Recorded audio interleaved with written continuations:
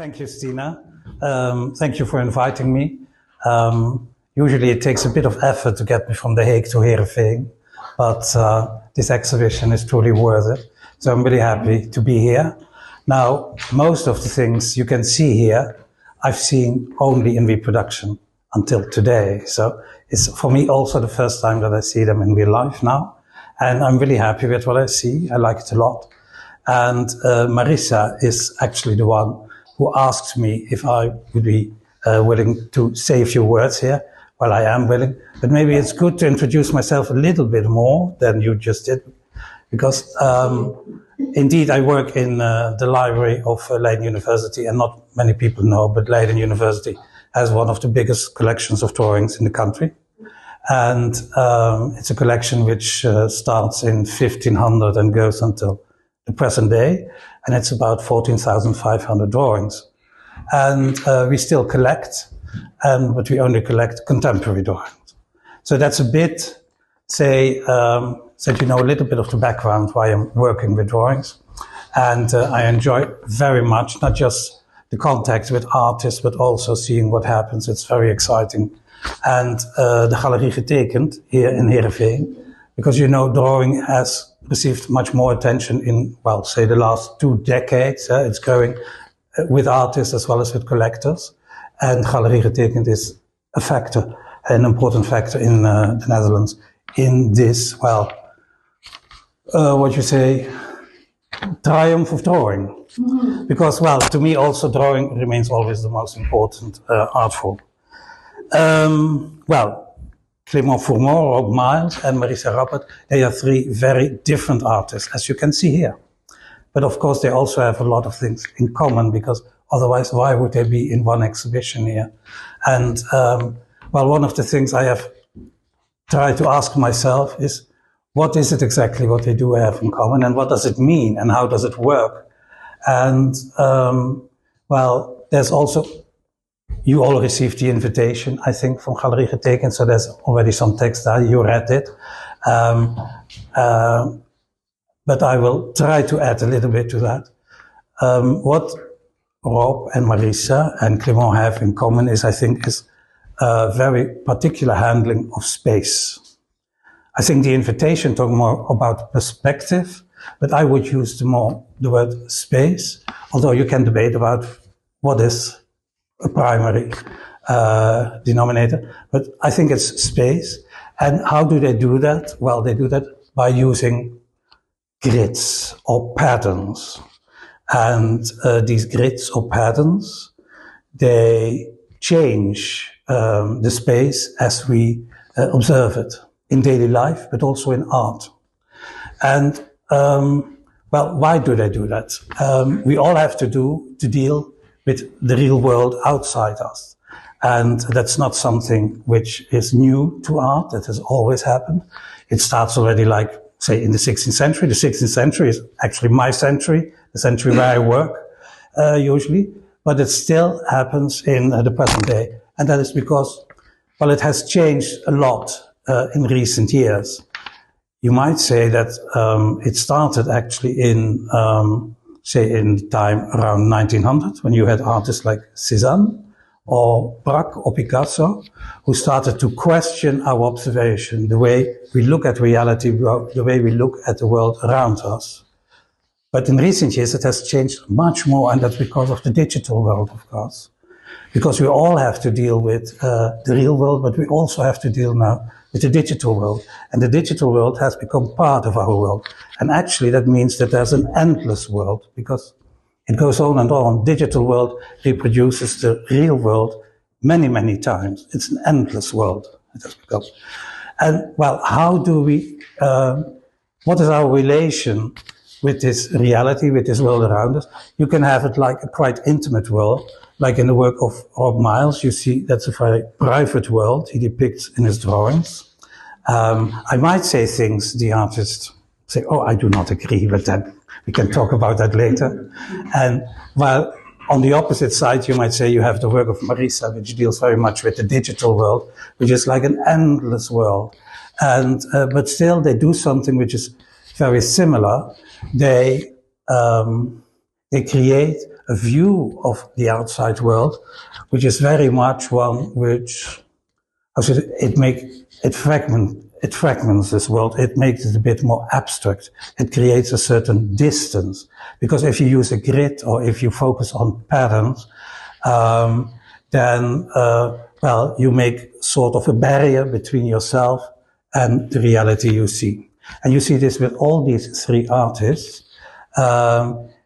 If I say, for example, you look at the work of Rob Miles, which is on that wall, you see these two interiors, and they look a bit like boxes where you say the walls have been flapped down. It's like it's a box where you can look at in different perspectives, you can look at the same space. And there are many objects. All these objects are of equal importance, I would say.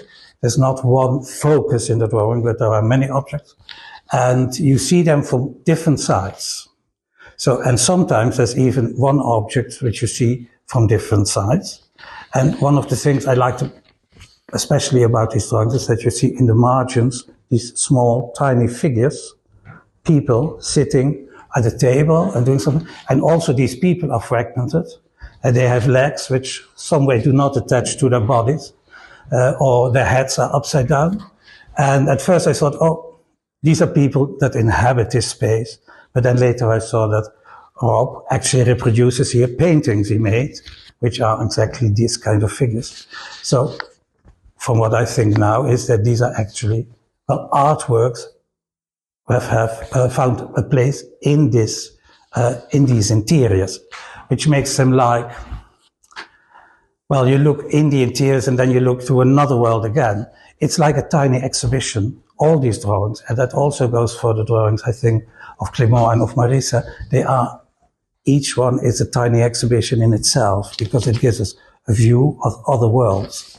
In the work of Clément, which is very different from the work of Rob, you see right away, it is the thing that is lacking is color, almost entirely. Not all the work of Clément is without color, but these two drawings, these large ones that hang here, obviously are.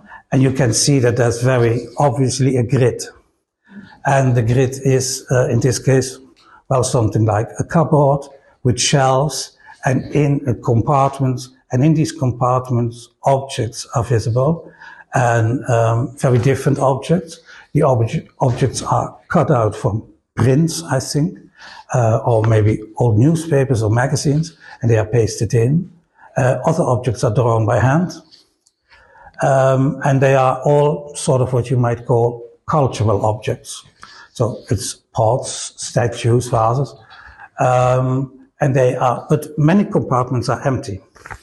Many compartments are empty, and some compartments, and I wasn't sure about that when I looked at the reproductions, but I saw that this, two compartments have like a flash of light.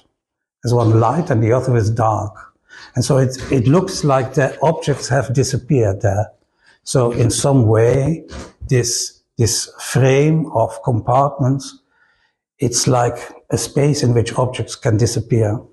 Well, it's of course all up to you what you think of all these drawings and how you interpret them, but that's a thing I see. It's like a frame which is, well, it's blocking, it's like a barrier between us and the objects in the frame.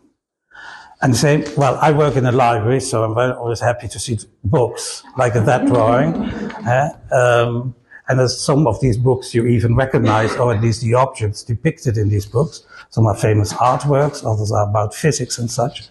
And that's also, here it's not so much a cupboard or shelves, but it's a grid that the artist has drawn himself. Well, it's almost like photographs. Well, it's not like photographs, but I mean, it looks really like there are books that actually depicted and lying there at the surface. But then when you look closer and you look close up, then you see that there's a distance between the books and us. And for one reason is the grid, but the other reason is the material that the artist used to draw it. Yeah.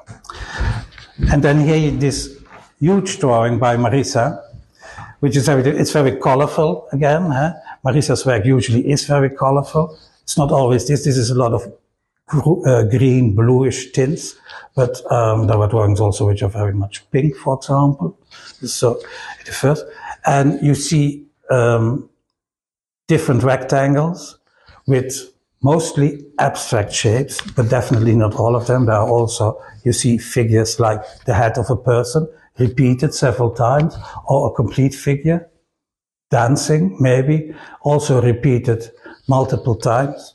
And all these rectangles, they look like they are, how would you say, moving before and after each other. And there's some, well, I see some beweging, movement in them.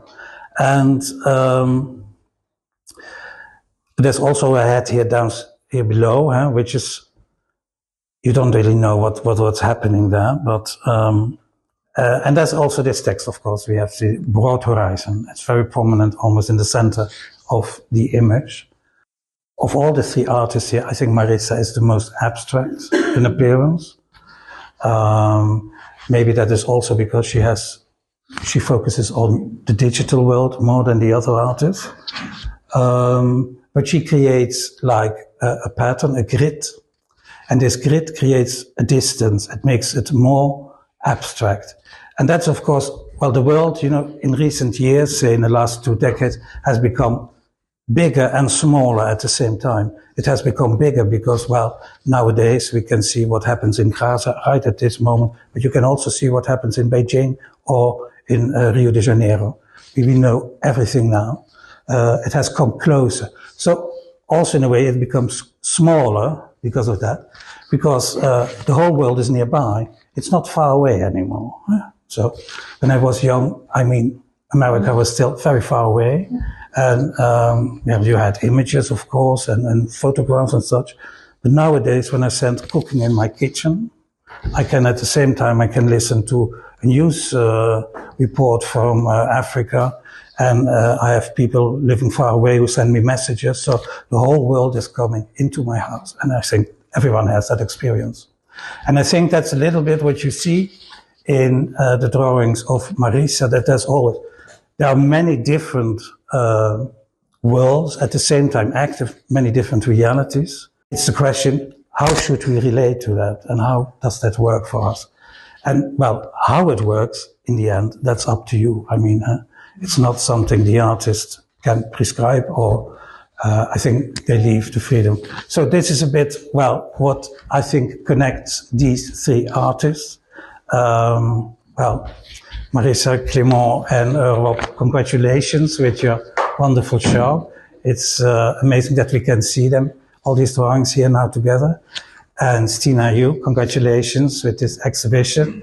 I hope it will be a great success. And thank you all for being here. Thank you.